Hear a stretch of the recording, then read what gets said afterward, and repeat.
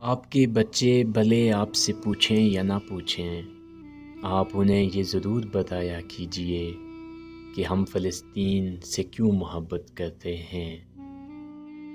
ہم فلسطین سے اس لیے محبت کرتے ہیں کہ یہ فلسطین انبیاء علیہ السلام کا مسکن اور سرزمین رہی ہے۔ حضرت ابراہیم علیہ السلام نے فلسطین کی طرف ہجرت فرمائی۔ اللہ تبارک و تعالیٰ نے حضرت لوط علیہ السلام کو اس عذاب سے نجات دی جو ان کی قوم پر اسی جگہ نازل ہوا تھا۔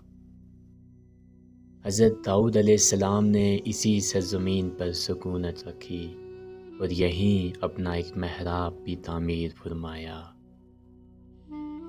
حضرت سلیمان علیہ السلام اسی ملک میں بیٹھ کر ساری دنیا پر حکومت فرمایا کرتے تھے۔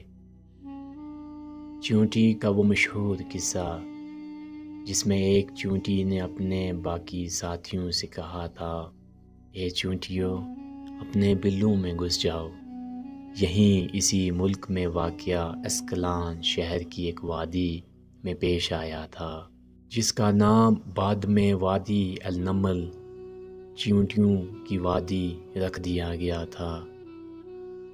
حضرت زکریا علیہ السلام کا محراب بھی اسی شہر میں ہے۔ حضرت موسیٰ علیہ السلام نے اسی ملک کے بارے میں اپنے ساتھیوں سے کہا تھا کہ اس مقدس شہر میں داخل ہو جاؤ۔ انہوں نے اس شہر کو مقدس اس شہر کے شرک سے پاک ہونے اور انبیاء علیہ السلام کا مسکن ہونے کی وجہ سے کہا تھا۔ اس شہر میں کئی معجزات وقوع پذیر ہوئے، جن میں ایک کنواری بی بی حضرت مریم کے بطن سے حضرت عیسیٰ علیہ السلام کی ولادت مبارکہ بھی ہے۔ حضرت عیسیٰ علیہ السلام کو جب ان کی قوم نے قتل کرنا چاہا تو اللہ تبارک و تعالیٰ نے انہیں اسی شہر سے آسمان پر اٹھا لیا تھا۔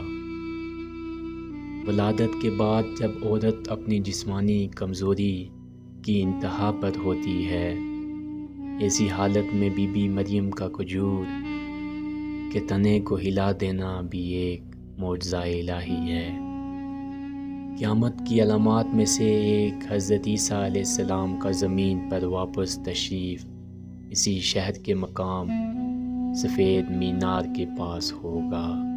اسی شہر کے ہی مقام باب لد پر حضرت عیسیٰ علیہ السلام مسیح دجال کو قتل کریں گے۔ فلسطین ہی ارض محشر ہے۔